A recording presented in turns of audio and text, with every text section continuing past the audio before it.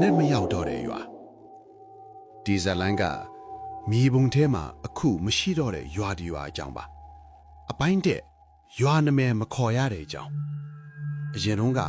အဲ့ဒီရွာနာမည်ကကြောက်တန်းရွာလို့ခေါ်ကြတယ်ဒါပေမဲ့အခုအဲ့ဒီနာမည်ကိုဘယ်သူမှမခေါ်ရတော့ဘူးဘာလို့လဲဆိုတော့ရွာနာမည်ကိုအတန်ထွက်ခေါ်လိုက်ရင်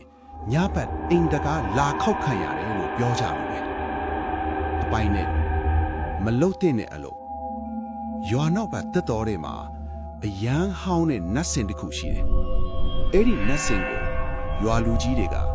မဖြိုးရမလူတန်းရမပြောင်းရလို့တတိပေးထားတယ်ဒါပေမဲ့ဒီနှစ်တုန်းကလမ်းဖို့ဖို့ဆိုပြီးနတ်စင်ကိုဖြိုချလိုက်ကြတယ်နတ်စင်အောက်ကအယိုးတွေလူလက်ချောင်းတွေမြေတွေကထွက်လာခဲ့တယ်အပိုင်း3ကျင်းစာစတဲ့ညနတ်စင်ဖြိုပြီးညပထမဆုံးညမှာပဲရွာလဲမှာအော်ဟစ်ထန်ကြီးကြားလိုက်ရတယ်မုံရွာပဲမိုးကြိုးပစ်တယ်လို့မီးတုံးတန်းထွက်လာတယ်အဲ့ဒီညကရွာသားတယောက်အိယာပေါ်မှာမျက်လုံးဖွင့်ပြီးအသက်မရှိတော့ဘူးပါဇက်ကတော့တခါတည်းပြောဟာတယ်လို့မနက်မရောက်တော့ဘူးအပိုင်းလေးတအိမ်ပြီးတအိမ်နောက်ရက်တွေမှာညတိုင်းတအိမ်ချင်းတကားလာခောက်တန်းကြရတယ်တကားဖွင့်လိုက်ရင်ဘယ်သူမှမရှိဘူးဒါပေမဲ့အိမ်ထဲဝင်ပြီးမနက်မရောက်ခင်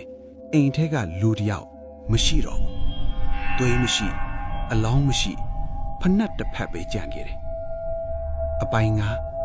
ရွာလူကြီးရဲ့အမှန်တရားနောက်ဆုံးမှာရွာလူကြီးကပြောလာတယ်နတ်စင်အောင်မှာအရင်ကရွာလူတွေကအသက်ပြေးပြီးချုပ်ထားတဲ့နတ်ဆိုးရှိခဲ့လေတဲ့နတ်စင်ဖြိုလိုက်တာနဲ့ကျင်းစာပြန်လွတ်သွားခဲ့တယ်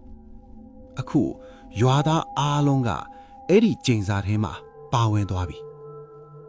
အပိုင်း6ရွာကထွက်မရဘူးရွာသားတွေရွာကထွက်ပြေးကိုကြိုးစားကြတယ်ဒါပေမဲ့လမ်းထွက်လိုက်ရင်အမြဲတမ်းရွာအဝင်ကိုပဲပြန်ရောက်လာတယ်မနက်ဆိုလားရွာအတွက်မရှိတော့ဘူးညပဲဆက်နေတယ်အပိုင်းခွန်နောက်ဆုံးကြံခဲ့တာအခုအဲ့ဒီနေရာကိုတွားမိရင်အိမ်ဟောင်းတွေမီးမရှိပဲမီးလေးနေတယ်လို့မြင်ရတယ်ညအလယ်မှာရွာလူအများကြီးအတန့်တပြိုင်နက်မနက်မရောက်သေးဘူးဒါကြောင့်ယောရတရွာကိုမီးပုံထဲမှာမတွေ့တော့ရင်မပြောက်သွားတာမဟုတ်ဘူးအဲ့ဒီရွာကအခုထိညထဲမှာပိတ်မိနေသေးတာပဲနောက်ထပ်လည်းဖြစ်ရမှန်လို့တင်ဆက်ပေးပါမယ် like and following လေးလုပ်ပေးခဲ့ပါအောင်ဗျာ